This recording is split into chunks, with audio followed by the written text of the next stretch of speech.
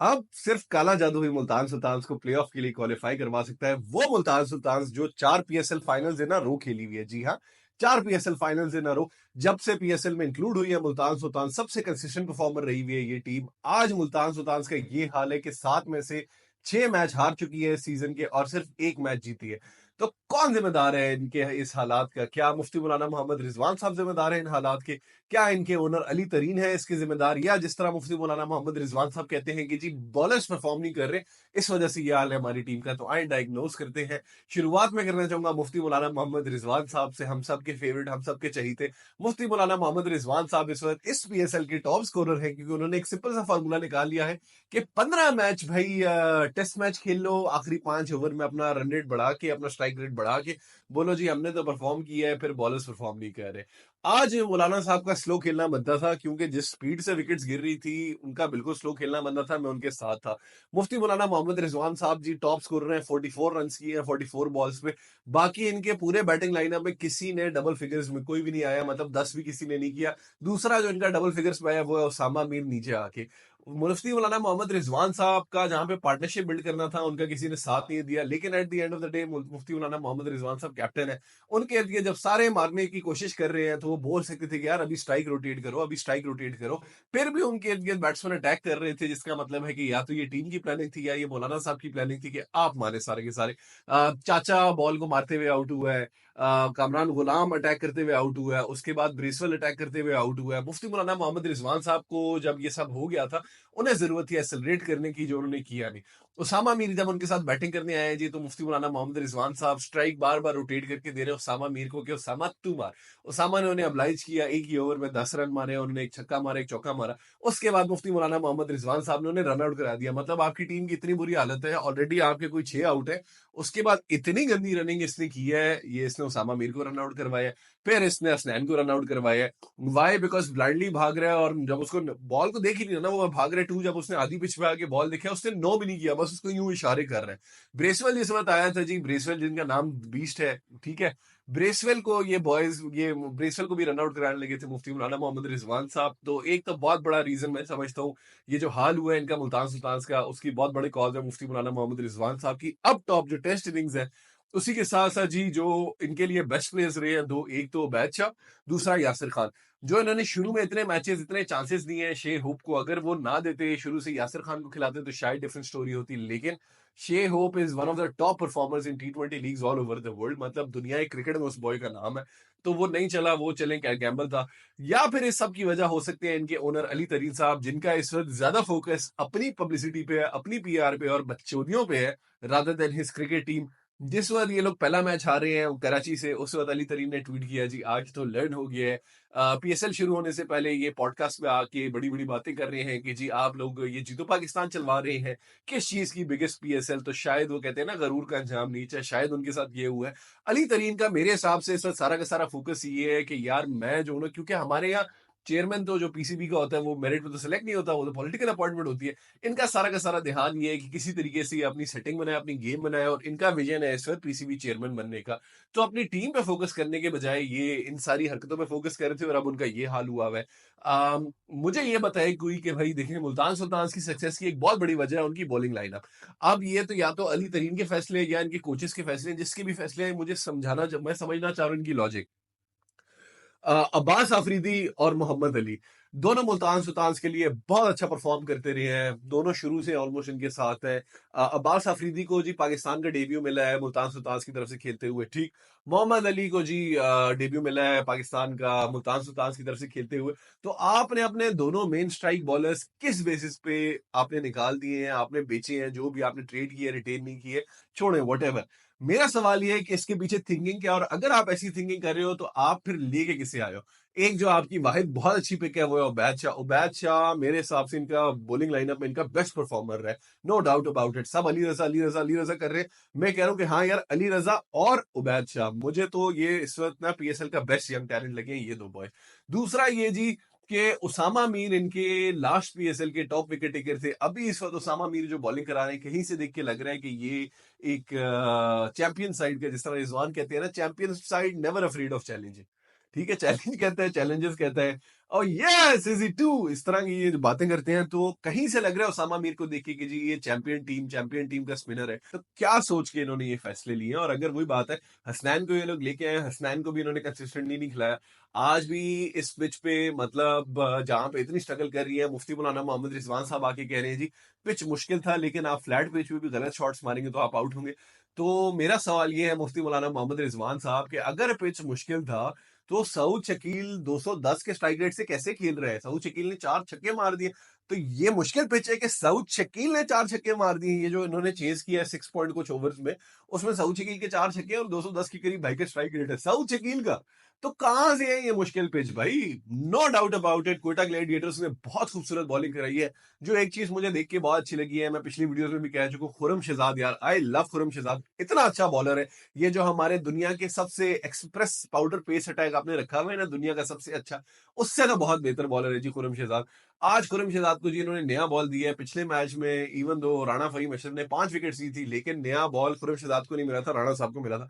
आज खुरम शहजाद को नया बॉल मिला है। पहले ओवर में भाई ने 2 विकेट्स लिए हैं, दूसरे ओवर में भाई ने 2 विकेट्स लिए हैं। जो इसने कामरान गुलाम को आउट किया है, मतलब test match length Khurram Shahzad ने जी ये प्रूव कर दी है कि ये जो हार्ड लेंथ होता है ना, टेस्ट मैच लेंथ जिसे कहते हैं टॉप ऑफ ऑफ, जो बचपन से, चाहे आप क्लब क्रिकेट खेल रहे हो, चाहे आप रीजनल क्रिकेट खेल रहे हो, चाहे आप डिस्ट्रिक्ट खेल रहे हो, चाहे आप अंडर 19 में हो, हर कोच आपको एक ही बात समझाता है कि यार top of off, top of off. Khurram Shahzad ने ये प्रूव कर दिया है कि फॉर्मेट मैटर नहीं करता। अगर आप टॉप ऑफ ऑफ बॉल कराओगे तो आपको विकेट मिलेगी। जो उसने कामरान गुलाम को वो टेस्ट मैच वाली लेंथ से आउट की है, वो इतनी खूबसूरत बॉल थी।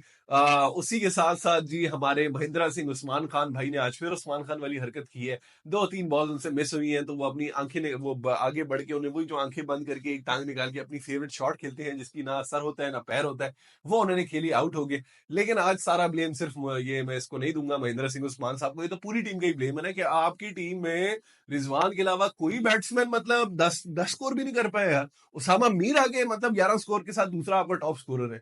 तो ब्लेम बनता है, बिल्कुल बनता है। खूबसूरत बॉलिंग कोयटा की, absolutely no doubt about it, but ऐसा इन लोगों ने इस पिच को बना दिया था जिस तरह पता नहीं क्या कौन सी कोई दुनिया की सबसे बड़ी मुश्किल पिच बन गई है, जहां पे खड़ा नहीं हुआ जा रहा है इन लोगों से। आमिर के साथ यार जुल्म करते हैं। आमिर आई मेरा तो भाई, मैं तो आई लव आमिर, मैं तो हमेशा उसको किंग कहता हूँ। आमिर ने आज जो खूबसूरत बॉलिंग करवाई है, लास्ट मैच में भी करवाई थी। आमिर के जी 2 कैच ड्रॉप किए हैं, पहले तो दोनों इतने आसान, पहले तो हसन नवाज ने कामरान गुलाम का कैच छोड़ा है, ठीक है, इतना सेटर। उसके बाद आमिर को जो गुस्सा चढ़ा था, आमिर ने उसकी अच्छी खासी ली, अच्छी खासी सुनाई है, और सुनाना बनता ही था। ज्यादा फर्क नहीं पड़ा क्योंकि अगले ही ओवर पे खुरम शहजाद ने आके उसको वो खूबसूरत बॉल करीब आउट हो गया। फिर जी अबरार अहमद ने कैच ड्रॉप किया आमिर की बॉलिंग के। मेरे हिसाब से शाहीन शाह अफरीदी की इस पीएसएल सीजन में इतनी विकेट्स नहीं होंगी जितने आमिर के कैचेस ड्रॉप हो चुके हैं। आमिर की तारीफ यार मैं क्या करूं। शुएब अख्तर जो कि दुनिया के सबसे तेज बॉलर रह चुके हैं, अब वो एक शो कर रहे हैं जो पीएसएल के मैचेस के बाद एनालिसिस करते हैं, जिस तरह आप लोगों ने देखा होगा वर्ल्ड कप्स के दौरान हो रहा होता है, चैंपियंस ट्रॉफी के दौरान हो रहा होता है। तो शुएब अख्तर ने कह दिया है जी, एक बड़ी स्टेटमेंट, ऑब्वियसली शुएब अख्तर से ज्यादा तो नहीं पता ना, शुएब अख्तर है ब्रो, रावलपिंडी एक्सप्रेस। शुएब अख्तर ने कहा है जी आमिर इज स्टिल, मतलब यानी आमिर अभी भी पाकिस्तान का सबसे इंटेलिजेंट बॉलर है। इसने जिस तरीके से बाबर को ट्रैप किया है कल के मैच में, मतलब परसों हो गया, अब तो वीडियो कल की है, जिस तरीके से इसने आमिर को बाबर को ट्रैप किया है, उससे साबित होता है कितना बड़ा बॉलर है। और शाहीन, मतलब जब ये सुहेल तनवीर जी कमेंट कर रहे थे लेफ्ट राइट बॉलर्स पे, शाहीन वगैरह पे, तब भी शुएब अख्तर ने एक डायरेक्ट सुहेल तनवीर को एक बात कही थी कि यार ये जो तुम बातें कर रहे हो ना, हर कोई आमिर नहीं होता, ऐसी बातें नहीं करते। तो आमिर को इससे आपको अंदाजा हो जाता है कितना हाईली रिगार्ड अभी भी किया जाता है। अभी भी मैं कहता हूं कि अगर सिर्फ पीसीबी अपनी ये बिला वजह की जिद छोड़ के मोहम्मद आमिर और इमाद वसीम को T20 टीम में घुसा ले तो आप ही का फायदा है। ठीक है, यूएसए वाले वर्ल्ड कप में आप लोग लेके गए, आपकी टीम बुरी तरह हारी, but at the end of the day दो यार इस फॉर्मेट के स्पेशलिस्ट है। बजाय इसके कि आप मुफ्ती मौलाना मोहम्मद रिजवान साहब जैसे लोगों को खिलाए, बजाय इसके कि आप शाहीन शाह अफरीदी को खिलाए यार, जो कि एक अच्छा बॉलर होता था, इस पीएसएल में बेहतर बॉलिंग कर रहा है, आई एग्री, बट अभी भी मेरे हिसाब से शाहीन शाह अफरीदी की टीम में जगह नहीं बनती कहीं से भी। अभी जी जो उड़ती उड़ती खबरें आ रही हैं वो ये है कि जी बांग्लादेश की जो सीरीज है उसके लिए पीसीबी ने 5 नाम शॉर्टलिस्ट किए हुए हैं। एक है जी हुसैन तलत का, जो मिकी आर्थर के दौर में पाकिस्तान के लिए खेले थे, एक बहुत अच्छे ऑलराउंडर है, लेकिन उसके बाद वो टीम से गायब हो गए। दूसरा नाम आ रहा है जी अली रजा का, जो कि एक ऑब्वियसली हम सबको पता है एक 17 साल का बच्चा जो कि एक बहुत प्रॉमिसिंग टैलेंट है। तीसरा नाम आ रहा है अरे ये जान विक का नाम आ रहा है जी हसन अली का। चौथा नाम आ रहा है साहिबजादा फरहान का। और पांचवा नाम गालिबन आ रहा है राणा फहीम अशरफ का। तो यार मैं तो इसके हक में हूँ किस तरीके से अली रजा को आई फील लाइक आपको इंक्लूड करना चाहिए। हुसैन तलत टी20 में मेरा नहीं ख्याल उसकी जगह बनती है, और वो एक वनडे का एक्सेप्शनल प्लेयर है। टी20 में हुसैन तलत का भी वही रोल है कि वो इतना एग्रेसिव इनिंग्स खेल नहीं सकता। मैं इसको पहले सीजन से फॉलो कर रहा हूँ, ये इस्लामाबाद यूनाइटेड के लिए खेलता था। बहुत अच्छा ऑलराउंडर है, हर सीजन इसने अपनी बैटिंग को तेज किया, इसने अपने स्ट्राइक रेट को इंक्रीज किया, लेकिन अभी भी इसका स्ट्राइक रेट वहां पे नहीं है। तो आई फील लाइक टेस्ट के लिए और वनडे के लिए बहुत अच्छा आपके पास ऑप्शन है ऑलराउंडर की, हुसैन तलत। लेकिन टी20 के लिए I am not so sure. John Wick का बिल्कुल बनता है, जॉन विक जो बॉलिंग करा रहे हैं, जॉन विक का हक बनता है, फुल रिदम के साथ, फुल मतलब अच्छी लाइन लेंथ के साथ, कंसिस्टेंटली अच्छी पेस के साथ बॉलिंग करा रहे हैं। इस वक्त तक अभी तक का पीएसएल का टॉप विकेट टेकर है, जॉन विक का भी बनता है। राणा फहीम अशरफ नॉर्मली तो जी टीम में इंक्लूड होते हैं अपनी लेफ्ट राइट स्कीमों की वजह से, सालों बाद राणा फहीम अशरफ अपने टैलेंट और अपनी परफॉर्मेंस की बेसिस पे इंक्लूड हो रहे हैं। बैट के साथ भी अभी तक बहुत अच्छी बैटिंग करते रहे पीएसएल में, ठीक है। बॉल के साथ जी पिछले मैच में उसने 5 विकेट्स लिए, आज के मैच में भाई ने 2 विकेट्स लिए, और बहुत प्यारी, मतलब बात ये कि ठीक है अब उसकी पेस नहीं है इतनी 120, मिड 120 अर्ली 130 में बॉलिंग करता है, लेकिन इस वक्त आज के मैच में, कल के मैच में जिस ये रिदम के साथ भागता आ रहा है, क्योंकि फास्ट बॉलिंग है, रिदम की गेम, जितना आपका अच्छा रिदम होगा उतनी आपकी बॉल तेज जाएगी, उतनी आपकी बॉल अच्छा लैंड करेगी, उतना आप अच्छा फील करोगे। पिछले मैच में भी ये बहुत प्यारे रिदम के साथ रन अप करते हुए, आज के मैच में भी ये बहुत प्यारे रिदम के साथ भागता हुआ आ रहा है। तो क्या ख्याल है आप लोगों का? मुझे तो लगता है, जो मेरा ख्याल है ना, मैं ऑनेस्टली अगर आपको बताऊं तो मेरे हिसाब से तो टी20 टीम हमारी बिल्कुल बदलने वाली है। बजाय इसके कि हम एक्सप्रेस पाउडर पेस वाले हारिस रऊफ को खिलाएं, बजाय इसके कि हम शाहीन शाह अफरीदी को खिलाएं, मेरे हिसाब से, अच्छा मेरे लिए पर्सनली ठीक है, मैं हमेशा से यार नसीम शाह को शाहीन से बड़ा बॉलर समझता हूँ, क्योंकि नसीम शाह दोनों तरफ बॉल स्विंग करता है, नसीम शाह अच्छी लेंथ पे बॉल करता है। शाहीन का वो एक ही वेपन था, फुल लेंथ जो इन स्विंगर इसका आता था, उसके अलावा शाहीन के पास कुछ भी नहीं था। अब इसने जी अपना डेवलप किया है, वो जो बॉल अवे जाती है, लेकिन अभी भी आई फील लाइक शाहीन का वही मसला है, मूडी है, ये जो होते हैं ना फुल मूडी लोग के, कभी मूड होता है कि खेल लेंगे, कभी नहीं। जब इसका मूड होता है बहुत अच्छा बॉलर है, जब नहीं होता तब ये दो दो थर्ड क्लास बॉलर है। तो मेरे हिसाब से आपका जो मेन स्ट्राइक हेड होना चाहिए वो होना चाहिए नसीम शाह को। अगर आपने चले नसीम शाह की जगह शाहीन शाह अफरीदी को खिलाने टी20, तो चले, पहली ऑप्शन आपकी होगी नसीम शाह स्लैश शाहीन शाह अफरीदी, ठीक। दूसरा आपका बॉलर मेरे हिसाब से होना चाहिए जानविक। जानविक क्योंकि इस वक्त जो बॉलिंग कर रहे हैं यार, देखो अगला बंदा अगर परफॉर्म कर रहा है, अगले बंदे ने अगर मेहनत की है, तो अगले बंदे का हक बनता है, ठीक। फर्स्ट चेंज बजाय इसके कि आप हारिस रऊफ को खिलाएं, जो कि मतलब इन पिचेस पे, इतनी ग्रासी पिचेस पे, मुल्तान सुल्तान के खिलाफ 2 मैच हुए हैं, पहले मैच में 3 ओवर में 54 रन खाए हैं बगैर किसी विकेट के, दूसरे मैच में 4 ओवर में 1 विकेट लेके कोई 46 या 44 या 48 रन खाए हैं। तो बजाय इसके कि वो भाई जो स्टेटमेंट पिछली कल की वीडियो में बोल चुका हूँ, बड़ी बड़ी स्टेटमेंट दे रही है कि जी मेरा फोकस है एशिया कप और टी20 वर्ल्ड कप अगला वाला, तो बजाय इसके कि आप जो फर्स्ट चेंज आपका बॉलर है, आप इस एक्सप्रेस पाउडर पेस को खिलाएं, आप अली रजा को खिला लें, ठीक है। उसके बाद चौथा आपका बॉलिंग ऑलराउंडर आ गया मिस्त्री, ओ सॉरी मिस्ट्री। मिस्त्री अच्छी बॉलिंग कर रहे हैं इस वक्त, इंटरनेशनल स्टेज में वैसे मुझे बड़ा गुस्सा चढ़ता है मिस्त्री पे, लेकिन इस पॉइंट इन टाइम बहुत अच्छी बॉलिंग कर रहे हैं मिस्त्री। There is absolutely no doubt about it, जहां पे क्रेडिट देना बनता है बनता है। सुफियान मुकीम एक बैकअप ऑप्शन आपकी हो सकती है। 5वें नंबर पे जी आपके ये 2 ऑलराउंडर्स आ सकते हैं, या तो राणा आ सकते हैं, राणा फहीम अशरफ, या हुसैन तलत आ सकता है, या इवन खुशदिल आ सकते हैं, क्योंकि खुशदिल भी जो परफॉर्मेंस दे रहा है उसकी भी टीम में जगह बनती है, नो डाउट अबाउट इट। तो मुझे ये देख के बड़ा अच्छा लग रहा है कि यार अगर आप इन लोगों को चांस देते हो तो टीम आपकी बहुत अच्छी बन सकती है, स्पेशली कंसिडरिंग कि अभी आगे एशिया कप आने वाला है, और उसके बाद फिर अगले साल टी20 वर्ल्ड कप आने वाला है। तो अब भी से आप टीम की तैयारी करो तो फिट सीन हो जाएगा, और किसी तरीके से आप अगर आमिर को इंक्लूड कर सकते हो, तो अभी भी यार आमिर से बड़ा बॉलर कोई भी नहीं है। तो भाई या तो कुदरत का निजाम है, या फिर काला जादू है जो अब मुल्तान सुल्तान को क्वालिफाई करवाएगा। बड़ा डिसअपॉइंटिंग सीजन मुल्तान सुल्तान के लिए, और साबित हो गया एक चीज कि जी आपके लिए टी20 में स्ट्राइक रेट बहुत मैटर करता है। आप कछुए की स्पीड से जितने मर्जी रन बना लो, आप जितने मर्जी स्कोरिंग चार्ट टॉप कर लो, अगर आप अच्छे स्ट्राइक रेट से वो रन नहीं बनाओगे तो आपकी टीम कभी भी डिफेंड नहीं कर पाएगी। वो हो गया है साबित इस केस में। और कल का मैच है जी कलंदर लाहौर कलंदर का इस्लामाबाद यूनाइटेड के साथ, कौन जीतेगा, क्या प्रेडिक्शन है आपकी, मुझे कमेंट सेक्शन में बताइएगा।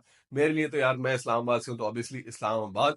एंड आई रियली होप कि जो हमारा टी20 का कैप्टन है सलमान अली आका, उसको खिला दें ये दामाद जी, कि दामाद जी ने तो अपनी स्कीमें चलाई हुई है, जो टी20 कैप्टन है उसको नहीं खिला रहा है यार, अजीब वो गरीब आदमी है।